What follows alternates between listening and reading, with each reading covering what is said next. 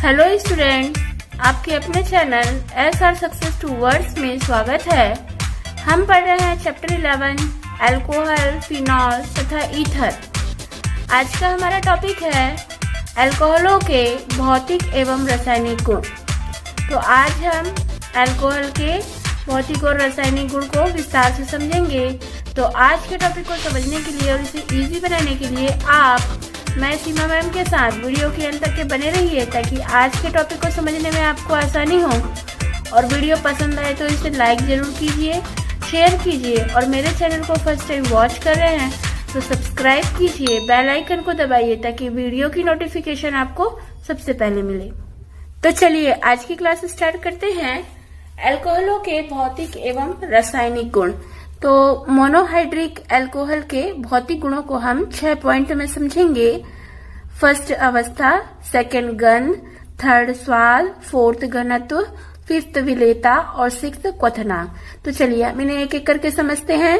First अवस्था, तो alcohol के निम्नतर सदस्य जिसमें कार्बन 1 से लेकर के कार्बन 12 तक के जो सदस्य होते हैं, ये सामान्यतः पर रंगहीन द्रव अवस्था में पाए जाते हैं, जबकि उसके आगे के उच्चतर सदस्य यानी कार्बन 12 के बाद के जो सदस्य होते हैं, ये उच्चतर सदस्य ये मोम के समान ठोस अवस्था में सामान्य ताप पर पाए जाते हैं। सेकेंड गंध, तो निम्नतर सदस्य जैसा कि हमने अभी पढ़े कि कार्बन 1 से लेकर कार्बन 12 तक के जो सदस्य होंगे ये रंगहीन द्रव होते हैं, तो इनमें तीखी गंध और अल्कोहलिक गंध होती है, जबकि जो उच्चतर सदस्य है जो मोम के समान ठोस होते हैं ये गंधहीन और स्वादहीन होते हैं। थर्ड स्वाद, तो जो अल्कोहल निम्नतर सदस्य के अंतर्गत आते हैं, यानी कि कार्बन 1 से लेकर कार्बन 12 तक के, ये रंगहीन द्रव भी होते हैं। तो जो द्रव अवस्था में अल्कोहल है इनका स्वाद तीक्ष्ण होता है। अल्कोहल विषैली प्रकृति के होते हैं, जिसमें मेथेनॉल अत्यधिक विषैला होता है और एथेनॉल कम विषैला होता है। सामान्य रूप से अणुभार बढ़ने पर विषैली प्रकृति बढ़ती है, यानी कि जैसे जैसे अणुभार बढ़ेगा वैसे वैसे अल्कोहल की विषैली प्रकृति बढ़ती जाएगी। फोर्थ घनत्व, सामान्यतः अल्कोहल जल से हल्के होते हैं और अल्कोहल का घनत्व आणविक द्रव्यमान बढ़ने पर बढ़ता है। फिफ्थ विलेयता, निम्नतर सदस्य जल में विलेय और उच्चतर सदस्य जल में अविलेय। कहने का मतलब ये है कि जो अल्कोहल के निम्नतर सदस्य हैं, जैसे हमने पढ़ा कार्बन 1 से लेकर के कार्बन 12 तक के, जैसे कि methyl alcohol, ethyl alcohol, propyl alcohol, ये सभी जल के सभी अनुपात में विलेय होते हैं। इसके विपरीत उच्चतर सदस्य के बड़े एल्किल समूह के अधिक प्लसाई प्रभाव के कारण हाइड्रोक्सिल भाग का ध्रुवीय स्वभाव कम हो जाता है। जैसे निम्नतर सदस्य में जो हाइड्रोक्सिल भाग होता है ये ध्रुवीय और हाइड्रोफिलिक प्रकृति का होता है और ये जल के साथ बहुत सरलता से और प्रबलता से हाइड्रोजन बंध बना पाता है, लेकिन उच्चतर सदस्य में ऐसा नहीं होता है। उच्चतर सदस्य जल के साथ हाइड्रोजन बंध नहीं बना पाते हैं, जिसकी वजह से जल में अविलेय होते हैं। तो सामान्य रूप से अल्कोहल का आणविक द्रव्यमान बढ़ने के साथ साथ जल में विलेयता कम होती जाती है। जैसा कि हम यहाँ पर देख रहे हैं जल तथा अल्कोहल अणुओं के बीच बंध, तो यहाँ पर अल्कोहल और जल के अणु के बीच में ये हाइड्रोजन बंध है, जिसकी वजह से यहाँ पर निम्नतर सदस्य जल में विलेय होते हैं, लेकिन उच्चतर सदस्य ये जल में अविलेय होते हैं, क्योंकि ये प्रबलता और सरलता से हाइड्रोजन बंध नहीं बना पाते हैं। यदि यहाँ पर समावयवी अल्कोहल की विलेयता को यदि हम समझें, तो यहाँ पर हम बात कर रहे हैं प्राथमिक अल्कोहल, द्वितीयक अल्कोहल और तृतीयक अल्कोहल की विलेयता के क्रम का। तो इसमें सबसे अधिक विलेयता तृतीयक अल्कोहल में होती है। ऐसा क्यों होता है? क्योंकि तृतीयक अल्कोहल में ब्रांचिंग अधिक होती है। तो ब्रांचिंग के कारण तृतीयक अल्कोहल में हाइड्रोफोबिक भाग का आयतन प्राथमिक अल्कोहल में हाइड्रोफोबिक भाग की अपेक्षा कम होती है, जिसके कारण एल्किल समूह द्वारा विलेयता में उत्पन्न किया गया अवरोध कम होता है, जिसकी वजह से तृतीयक अल्कोहल की विलेयता सबसे अधिक होती है और प्राथमिक अल्कोहल की विलेयता सबसे कम होती है। यानी कि तृतीयक अल्कोहल सबसे अधिक विलेय, उससे कम द्वितीयक अल्कोहल और उससे भी कम प्राथमिक अल्कोहल विलेय होता है। फिफ्थ क्वथनांक, अल्कोहल का क्वथनांक संगत अणुभार वाले एल्केन, ईथर या एल्किल हैलाइड से उच्च होता है। क्यों ऐसा क्यों होता है कि अल्कोहल का क्वथनांक जो अन्य संगत अणुभार वाले एल्केन और ईथर और एल्किल हैलाइड है इससे उच्च होगा? क्योंकि अल्कोहल में उसके अनेक अणु हाइड्रोजन आबंध द्वारा आपस में संगुणित हो जाते हैं और संगुणित अणु बना लेते हैं, जिसके कंपन के लिए अधिक ऊष्मा की आवश्यकता होती है या कहिए ऊर्जा की आवश्यकता होती है। तो इसलिए अल्कोहल का क्वथनांक उच्च होता है। जैसे कि हम यहाँ पर देख रहे हैं, यहाँ सभी के क्वथनांक के मान दिए गए, जिसमें हमको ये पता चल रहा है कि अल्कोहल का क्वथनांक सबसे अधिक होता है। और यहाँ पर हमें अल्कोहल अणुओं के मध्य में अंतर हाइड्रोजन बंध प्रदर्शित है। तो यहाँ पर अल्कोहल के बीच में हाइड्रोजन बंध होता है। तो अभी आपको बताया कि जो अल्कोहल के अनेक अणु हैं वो जो हाइड्रोजन आबंध के द्वारा आपस में संगुणित होते हैं और इनके संगुणित होने के कारण इसको तोड़ने के लिए अधिक ऊर्जा की आवश्यकता होती है, जिसकी वजह से ही अल्कोहल का क्वथनांक उच्च होता है। उच्चतर अल्कोहल के क्वथनांक अधिक होते हैं। ऐसा क्यों होता है?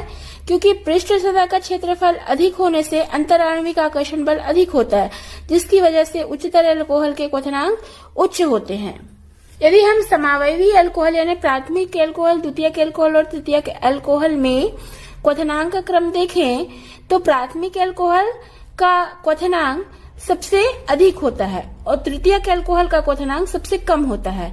तो ऐसा क्यों होता है? क्योंकि जो तृतीयक अल्कोहल होते हैं इसमें पृष्ठ सतह का क्षेत्रफल कम होने से अंतर आणविक आकर्षण बल कम हो जाता है, जिसकी वजह से तृतीयक अल्कोहल का क्वथनांक कम होता है। तो ये इम्पोर्टेंट क्वेश्चन है कि समावयवी अल्कोहल में तृतीयक अल्कोहल का क्वथनांक सबसे कम क्यों होता है और उच्चतर अल्कोहल में क्वथनांक अधिक क्यों होता है। तो इस तरीके के छोटे छोटे क्वेश्चन हैं, ये 2 नंबर में पूछे जाते हैं। आगे हम समझेंगे अल्कोहलों के रासायनिक गुण, यानी कि अल्कोहल कौन कौन से रासायनिक अभिक्रियाओं में भाग लेता है। तो जो अल्कोहल है ये नाभिक स्नेही और इलेक्ट्रॉन स्नेही दोनों ही रूप में अभिक्रिया करती है। तो अल्कोहल में चूंकि हम जानते हैं हाइड्रोक्सिल समूह पाया जाता है, जिसको हम सिंगल बॉन्ड OH से प्रदर्शित करते हैं। तो यहाँ पर जो एल्किल समूह इसमें प्लस आई प्रभाव के कारण तृतीयक अल्कोहल में कार्बन और ऑक्सीजन के बीच बंध दुर्बल होता है, जबकि प्राथमिक अल्कोहल में जो हाइड्रोक्सिल समूह है यानी कि ऑक्सीजन और हाइड्रोजन के बीच बंध दुर्बल होता है। और जैसे ही ऑक्सीजन और हाइड्रोजन के बीच का बंध के मध्य इलेक्ट्रॉन घनत्व बढ़ता है तो हाइड्रोजन प्रोटॉन के रूप में मुक्त हो जाता है और अल्कोहल में विभिन्न प्रकार की अभिक्रियाएं संपन्न होती है।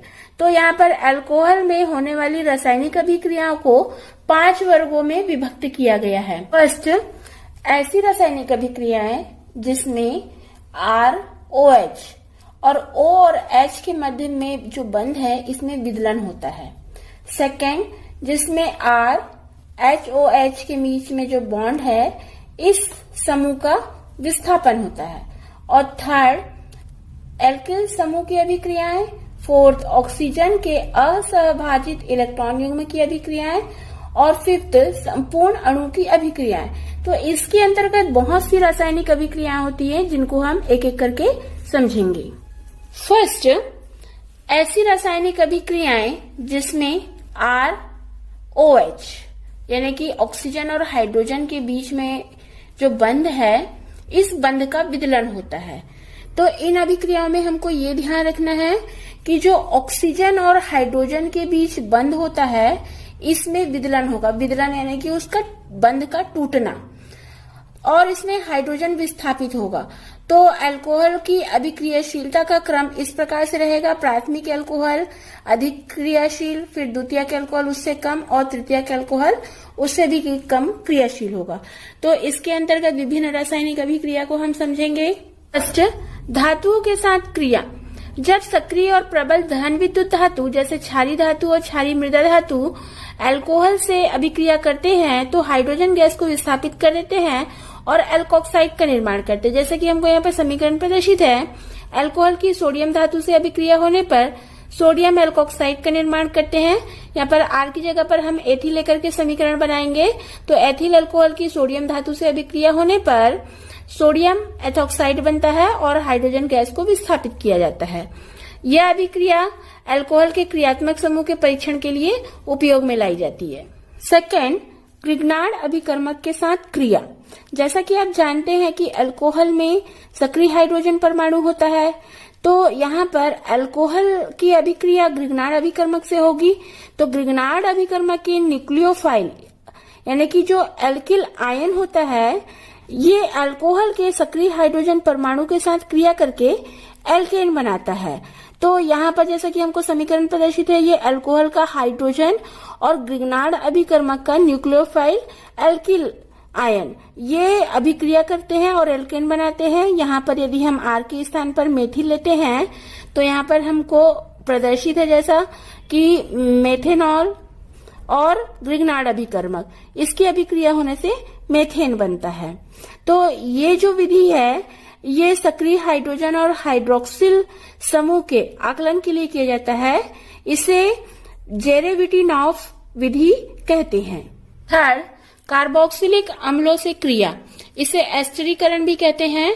तो यहाँ पर अल्कोहल की मोनोकार्बोक्सिलिक अम्ल के साथ क्रिया करके एस्टर बनता है और ये अभिक्रिया सांद्र H2SO4 या फिर शुष्क HCl की उपस्थिति में संपन्न होती है। क्योंकि यहाँ पर एस्टर बनता है इसलिए अभिक्रिया एस्टरीकरण कहलाती है। तो यहाँ पर जैसे हमको समीकरण प्रदर्शित है, अम्ल की अल्कोहल से अभिक्रिया होने पर एस्टर बनता है। यहाँ पर हम R के स्थान पर मेथिल लेकर समीकरण बनाएंगे तो एथेनोइक अम्ल की एथेनॉल से अभिक्रिया होने पर एथिल एसीटेट प्राप्त होता है। यह अभिक्रिया उत्क्रमणीय होती है जिससे एस्टर की मात्रा कम मिलती है। फोर्थ, एसिड हैलाइडों से अभिक्रिया या इसे एसिलीकरण कहते हैं। यहाँ पर जैसे हमको समीकरण प्रदर्शित है, एसिड हैलाइड की जब अल्कोहल से अभिक्रिया होती है तो एस्टर बनता है। यहाँ पर R के स्थान पर हम मेथिल लेकर के समीकरण बनाएंगे तो एस्टिल क्लोराइड की अल्कोहल से अभिक्रिया होने पर मेथिल एसीटेट बनता है। जब यह अभिक्रिया एसिड हैलाइड के साथ संपन्न होती है तो इसे एसिलीकरण कहते हैं और इसके विपरीत यदि एसिटिल क्लोराइड के साथ अभिक्रिया होती है तो इसे एसिटिलीकरण कहते हैं। क्योंकि यह अभिक्रिया अनुत्क्रमणीय होती है तो एस्टर अधिक मात्रा में प्राप्त होता है। इसके पहले हमने थर्ड पॉइंट में पढ़ा एस्टरीकरण, जिसमें मोनोकार्बोक्सिलिक अम्ल की अभिक्रिया अल्कोहल से होती है और यह अभिक्रिया उत्क्रमणीय होती है। तो उत्क्रमणीय होने की वजह से यहाँ पर एस्टर की मात्रा कम मिलती है, लेकिन एसिलीकरण और एसिटिलीकरण में अभिक्रिया अनुत्क्रमणीय होती है जिससे एस्टर की मात्रा अधिक प्राप्त होती है। फिफ्थ, धातु हाइड्राइड से अभिक्रिया। अल्कोहल धातु हाइड्राइड के साथ क्रिया करके धातु एल्कोक्साइड बनाता है।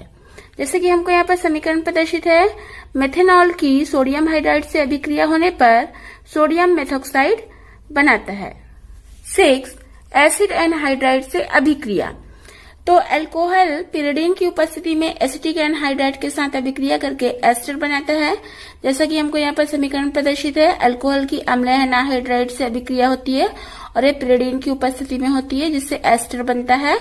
यहाँ पर R के स्थान पर हम एथिल लेकर के समीकरण लिखेंगे तो यहाँ पर एथेनॉल की अभिक्रिया एसिटिक एनहाइड्राइड से हो रही है तो ये एथिल एसीटेट बनाता है। ये अभिक्रिया एसिलीकरण का उदाहरण है। इसमें अल्कोहल का हाइड्रोजन परमाणु एसिल समूह के द्वारा विस्थापित होता है। 8, एसिटिलीन के साथ क्रिया। तो अल्कोहल की जब एसिटिलीन के साथ अभिक्रिया होती है ये क्षार की उपस्थिति में होती है और 150 से 180 डिग्री सेल्सियस के बीच में होती है, तब ये विनाइल मिथाइल ईथर बनाता है। जैसे हमको यहाँ पर समीकरण प्रदर्शित है, एसिटिलीन की मेथेनॉल से सोडियम हाइड्रोक्साइड की उपस्थिति में 150 टू 180 डिग्री सेल्सियस पर इसको गर्म करने पर विनाइल मिथाइल ईथर प्राप्त होता है। इसी प्रकार से एसिटिलीन की अभिक्रिया अल्कोहल से होती है, लेकिन यहाँ पर मरकरी 2+ आयन की उपस्थिति में अभिक्रिया होने से एसीटल का निर्माण होता है। यहाँ पर हमने अल्कोहल के रासायनिक अभिक्रियाओं में फर्स्ट पॉइंट ऐसी रासायनिक अभिक्रियाएं जिसमें अल्कोहल में ऑक्सीजन और हाइड्रोजन के बीच बंध का विदलन होता है के अंतर्गत इन 8 रासायनिक अभिक्रियाओं को विस्तार से समझे हैं। आगे हम सेकेंड पॉइंट को समझेंगे, ऐसी रासायनिक अभिक्रियाएं जिसमें कार्बन और हाइड्रोक्सिल समूह, यानी कि यहाँ कार्बन की जगह कोई भी एल्किल ग्रुप रहेगा जिसका कार्बन रहेगा, और हाइड्रोक्सिल समूह इनके बीच में सिंगल बॉन्ड है, तो ये सिंगल बॉन्ड का विदलन होगा और OH समूह का विस्थापन होगा। तो यहाँ पर जो अल्कोहल की क्रियाशीलता का क्रम जैसे हमको प्रदर्शित है, इस अभिक्रिया में तृतीयक अल्कोहल अधिक क्रियाशील, उससे कम द्वितीयक अल्कोहल और उससे कम प्राथमिक अल्कोहल क्रियाशील होगा। यह अभिक्रिया एल्किल समूह के प्लस आई प्रभाव के आधार पर समझाया जा सकता है। इसमें एल्किल समूह इलेक्ट्रॉन मुक्त करके ऑक्सीजन का इलेक्ट्रॉन घनत्व बढ़ा देता है, जिससे कार्बन और ऑक्सीजन बीच के बंध की ध्रुवता बढ़ जाती है, जिससे कार्बन और ऑक्सीजन बंध का विदलन आसानी से हो जाता है। चूंकि कार्बन परमाणु से अन्य एल्किल समूह भी जुड़े होते हैं, तो इसमें कार्बन और ऑक्सीजन बंध का विदलन और भी आसानी से होता है और अल्कोहल की क्रियाशीलता अधिक होती है। तो इन अभिक्रियाओं को हम कुछ रासायनिक अभिक्रियाओं के माध्यम से समझेंगे, जिसमें कार्बन और हाइड्रोक्सिल समूह के बीच में जो बंध होता है इसका विदलन होता है और हाइड्रोक्सिल समूह का विस्थापन होता है। फर्स्ट, हेलोजन अम्लों से अभिक्रिया, जैसे कि हमको यहाँ पर समीकरण प्रदर्शित है, अल्कोहल की हाइड्रोजन हैलाइड से अभिक्रिया होगी निर्जल जिंक क्लोराइड की उपस्थिति में, तो एल्किल हैलाइड बनता है। यहाँ पर R के स्थान पर हम एथिल लेकर के अभिक्रिया बनाएंगे, तो यहाँ पर एथिल अल्कोहल की हाइड्रोजन क्लोराइड से अभिक्रिया होने पर एथिल क्लोराइड बनता है। यह अभिक्रिया निर्जल जिंक क्लोराइड की उपस्थिति में होगी, इसमें पानी का अणु बाहर निकलेगा। हम हेलोजन अम्ल की अभिक्रिया को उसकी क्रियाविधि से समझते हैं, तो यहाँ पर द्वितीयक अल्कोहल और तृतीयक अल्कोहल हाइड्रोजन हैलाइड से SN1 क्रियाविधि के द्वारा अभिक्रिया करता है, और जो प्राथमिक अल्कोहल होता है ये SN2 क्रियाविधि द्वारा अभिक्रिया करता है। तो पहले हम समझेंगे द्वितीयक अल्कोहल और तृतीयक अल्कोहल में SN1 क्रियाविधि। हाइड्रोजन हैलाइड पहले H+ आयन और Cl- आयन में विभक्त हो जाता है। जो द्वितीयक अल्कोहल और तृतीयक अल्कोहल की SN1 क्रियाविधि है ये 3 स्टेप में पूर्ण होती है। तो फर्स्ट स्टेप में, जैसा कि हमको यहाँ पर समीकरण प्रदर्शित है, ये जो तृतीयक अल्कोहल है ये अम्ल से प्रोटॉन लेकर के ऑक्सोनियम आयन बनाता है, यानी कि यहाँ पर HCl अम्ल है, तो यहाँ पर हम देख रहे हैं कि ये H+ और Cl- में विभक्त हो जाता है। तो ये H+ आयन को जो तृतीयक अल्कोहल है ये ग्रहण करता है और तीव्र गति से अभिक्रिया होती है और ऑक्सोनियम आयन बनाता है, मतलब कि जो ऑक्सीजन होता है इस पर धनावेश आ जाता है। सेकेंड स्टेप में जो फर्स्ट स्टेप में बना ऑक्सोनियम आयन है ये मंद गति से अभिक्रिया होती है और ये कार्बोकेटायन बनाता है, यानी कि जो ऑक्सीजन पर उपस्थित धनावेश होता है ये कार्बन और ऑक्सीजन के बीच बंध को दुर्बल बनाता है, जिससे कार्बन और ऑक्सीजन के बीच का बंध का विदलन होता है और इस बंध के विदलन से, यानी कि उसके टूटने से कार्बोकेटायन का निर्माण होता है। तो सेकेंड स्टेप में कार्बोकेटायन बनता है, यानी कि यहाँ पर कार्बन पर धन आवेश आ जाता है। थर्ड स्टेप में जो सेकेंड स्टेप में बना कार्बोकेटायन है ये हैलाइड से अभिक्रिया करता है और हेलो एल्केन का निर्माण करता है। क्योंकि आप जानते हैं कि जो पद मंद गति से होती है वह पूरे अभिक्रिया के वेग को निर्धारित करता है, तो यहाँ पर सेकेंड स्टेप ये मंद गति से होती है, तो सेकेंड स्टेप संपूर्ण अभिक्रिया का वेग को निर्धारित करता है। चूंकि यह केवल एक स्पीशीज यानी ऑक्सोनियम आयन पर आधारित है, तो ये एक अणु का अभिक्रिया होती है या फिर इसको SN1 अभिक्रिया कहते हैं। तो द्वितीयक अल्कोहल और तृतीयक अल्कोहल में SN1 क्रियाविधि होती है, क्योंकि यहाँ पर एक अणु भाग ले रहा है, यानी कि जो ऑक्सोनियम आयन है ये भाग ले रहा है, इसलिए यह SN1 क्रियाविधि दर्शाता है। सेकेंड, प्राथमिक अल्कोहलों में SN2 क्रियाविधि, यह अभिक्रिया 2 स्टेप में पूर्ण होती है। तो फर्स्ट स्टेप में अल्कोहल अम्ल से प्रोटॉन लेकर के ऑक्सोनियम आयन बनाता है, जैसे कि हमको यहाँ पर समीकरण प्रदर्शित है। एथिल अल्कोहल ये अम्ल से यानी हाइड्रोजन ब्रोमाइड के हाइड्रोजन प्लस आयन यानी कि प्रोटॉन को ग्रहण करता है और ऑक्सोनियम आयन बनाता है। ऑक्सोनियम आयन में यहाँ पर ऑक्सीजन में धन आवेश आ जाता है। जैसा आप जानते हैं कि यहाँ पर अब ऑक्सीजन के पास धनावेश है, ये धनावेश कार्बन और ऑक्सीजन के बीच के बंध को दुर्बल बनाएगा। और जब न्यूक्लियोफाइल Br-, अब सेकेंड स्टेप में क्या होगा, जो न्यूक्लियोफाइल है Br-, ये ऑक्सोनियम आयन पर आक्रमण करेगा, जिससे कार्बन और ऑक्सीजन के बीच का बंध का विदलन होगा। मतलब यहाँ पर ये टूटेगा और हेलो एल्केन बनेगा और जल का अणु बनेगा। तो ये अभिक्रिया मंद गति से होती है। सेकेंड स्टेप चूंकि मंद गति से हो रही है, तो संपूर्ण अभिक्रिया का वेग सेकेंड स्टेप निर्धारित करेगा। और इस पद में 2 स्पीशीज भाग ले रहे हैं, यानी कि एक न्यूक्लियोफाइल और एक ऑक्सोनियम आयन। तो यहाँ पर ये द्विकणु अभिक्रिया या फिर SN2 अभिक्रिया कहलाएगी। सेकेंड, फास्फोरस हैलाइड के साथ क्रिया। तो जब अल्कोहल फास्फोरस पेंटाहेलाइड तथा फास्फोरस ट्राईहेलाइड दोनों से अभिक्रिया करता है तो एल्किल हैलाइड बनाता है। लेकिन यहाँ पर फास्फोरस ट्राईहेलाइड के साथ अल्कोहल की अभिक्रिया होने पर ये कम मात्रा में एल्किल हैलाइड देते हैं। जैसे कि हमको यहाँ पर समीकरण प्रदर्शित है, अल्कोहल की फास्फोरस पेंटाहेलाइड के साथ अभिक्रिया होने पर एल्किल हैलाइड बनता है। यहाँ पर हम R के स्थान पर एथिल रख करके समीकरण बनाएंगे। तो यहाँ पर हम देख रहे हैं एथिल अल्कोहल की फास्फोरस पेंटा क्लोराइड से अभिक्रिया होने पर एथिल क्लोराइड बनता है और फास्फोरस ऑक्सी क्लोराइड का निर्माण होता है।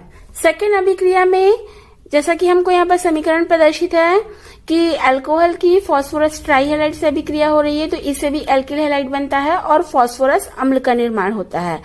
इसी प्रकार से जब फास्फोरस ट्राईब्रोमाइड और फास्फोरस ट्राईआयोडाइड भी जब अल्कोहल से अभिक्रिया करते हैं तो एल्किल ब्रोमाइड और एल्किल आयोडाइड बनाते हैं। कि हमें यहाँ पर समीकरण प्रदर्शित है, अल्कोहल की फास्फोरस ट्राईब्रोमाइड से अभिक्रिया होने पर एल्किल ब्रोमाइड बनाता है।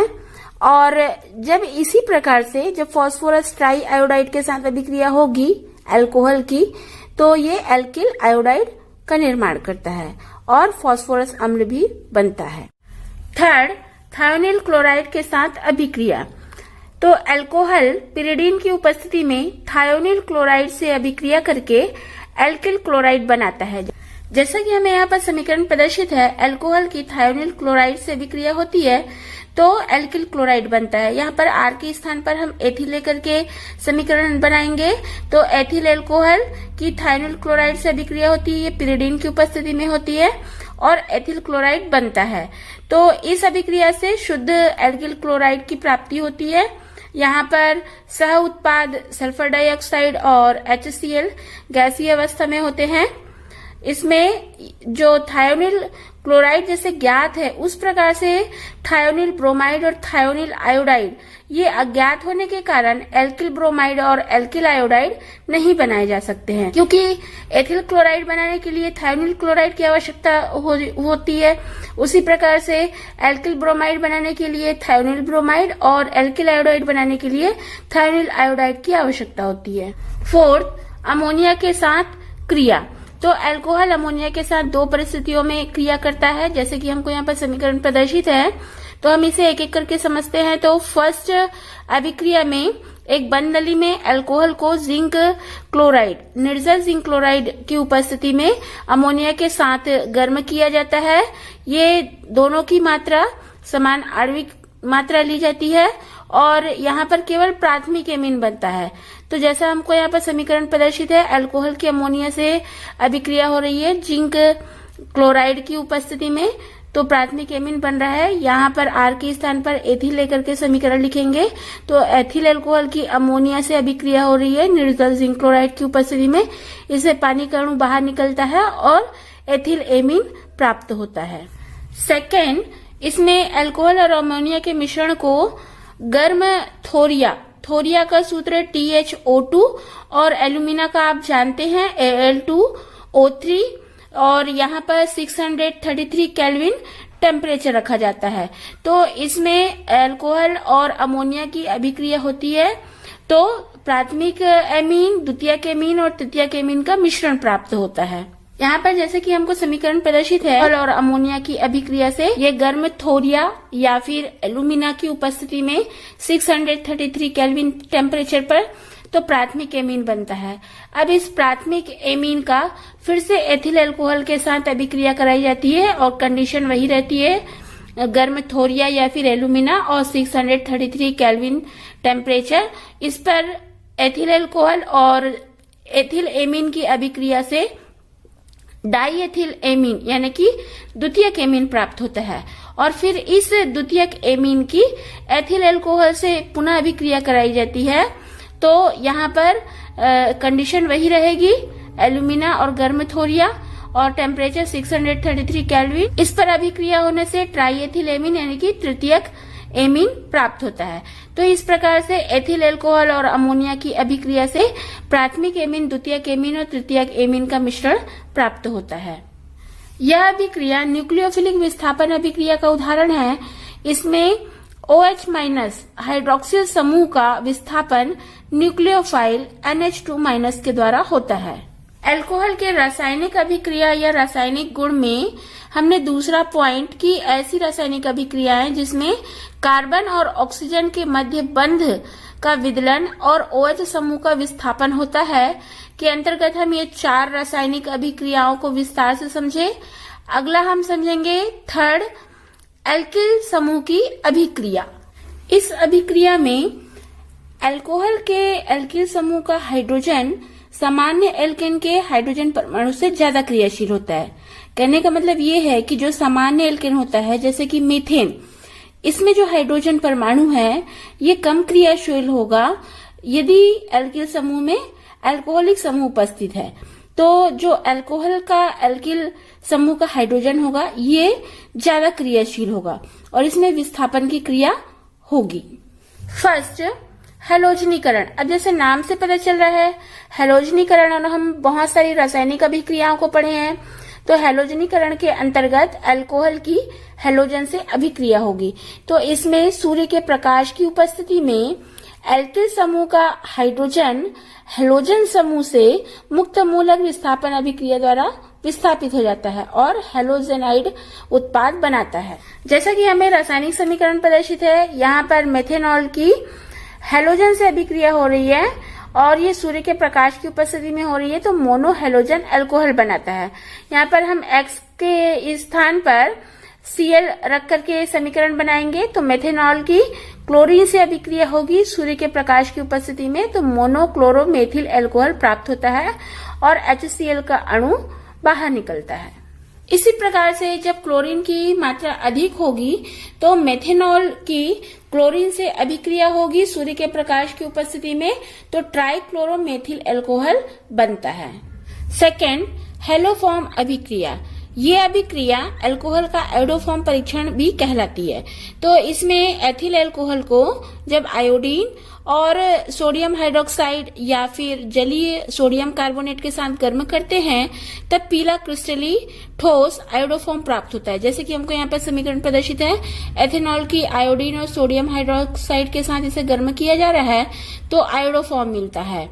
इसमें यह ध्यान रखना है कि मेथिल अल्कोहल के साथ आयोडोफॉर्म परीक्षण नहीं देता है।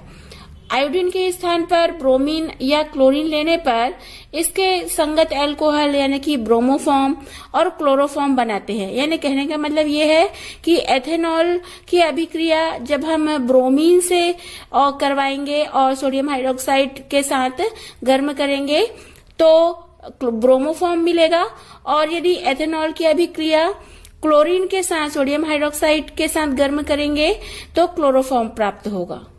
फोर्थ, अभिक्रिया जिसमें ऑक्सीजन के असहभाजित इलेक्ट्रॉन युग्म भाग लेते हैं। यहाँ पर हमको ये ध्यान से समझना है क्या कह रहा है, ऑक्सीजन के असहभाजित इलेक्ट्रॉन युग्म भाग लेते हैं। मतलब यहाँ पर जो अल्कोहल होगा, अल्कोहल में ऑक्सीजन परमाणु पर जो इलेक्ट्रॉन युग्म होगा ये रासायनिक अभिक्रिया में भाग लेगा। तो चलिए हम इसको ये समीकरण समझते हैं। तो इसमें अभिक्रिया सांद्र अकार्बनिक अम्ल यानी कि हाइड्रोक्लोरिक अम्ल से होगी।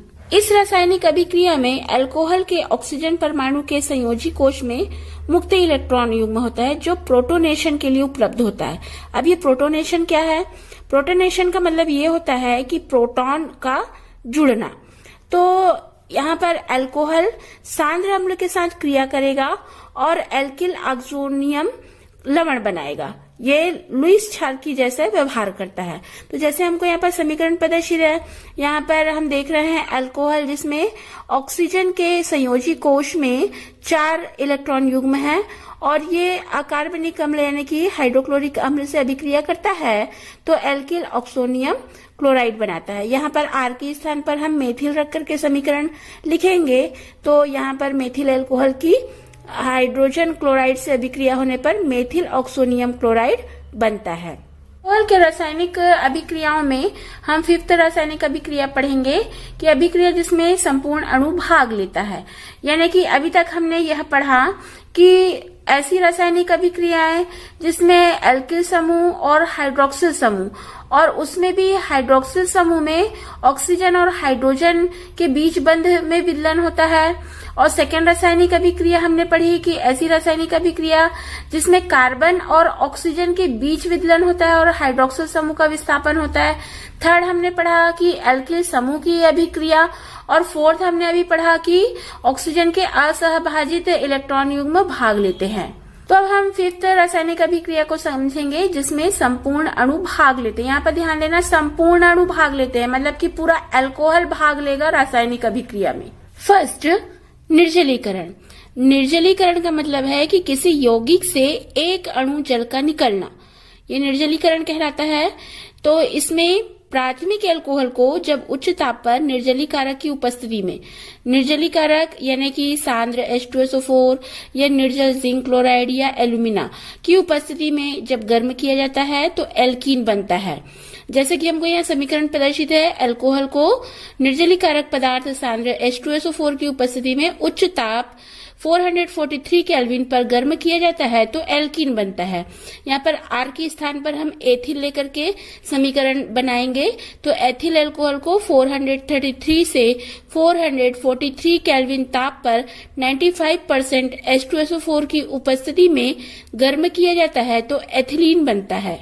इसी प्रकार से द्वितीयक अल्कोहल और तृतीयक अल्कोहल ये कम ताप पर निर्जलीकृत होते हैं। यानी कि जो प्राथमिक अल्कोहल उच्च ताप पर ये अभिक्रिया होती है तो द्वितीयक अल्कोहल और तृतीयक अल्कोहल ये कम ताप पर निर्जलीकृत हो जाते हैं। निर्जलीकृत यानी अभी आपको बताया कि इसमें जल का एक अणु निकलना, तो यहाँ पर जो एथिल अल्कोहल एथिलीन में परिवर्तित हो रहा है तो इसमें जल का एक अणु निकलता है। द्वितीयक अल्कोहल यहाँ पर प्रोपेन 2 ऑल ये 85% सांद्र H2SO4 निर्जलीकारक पदार्थ की उपस्थिति में 440 केल्विन टेम्परेचर पर निर्जलीकृत होकर के प्रोपीन बनाता है।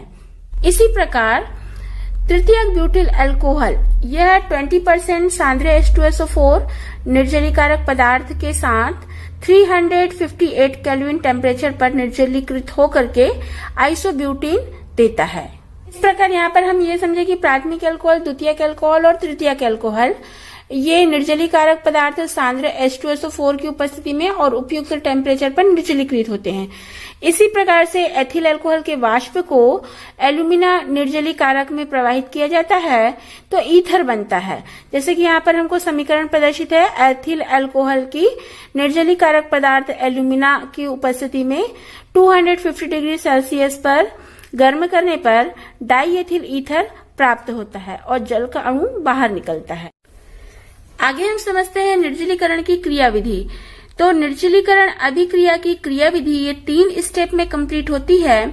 फर्स्ट स्टेप में ऑक्सेनियम लवण का निर्माण, सेकेंड स्टेप में कार्बोकेटायन का निर्माण और थर्ड स्टेप में एथिलीन का निर्माण। तो चलिए हम इन्हें एक एक करके समझते हैं। फर्स्ट, ऑक्सेनियम लवण का निर्माण।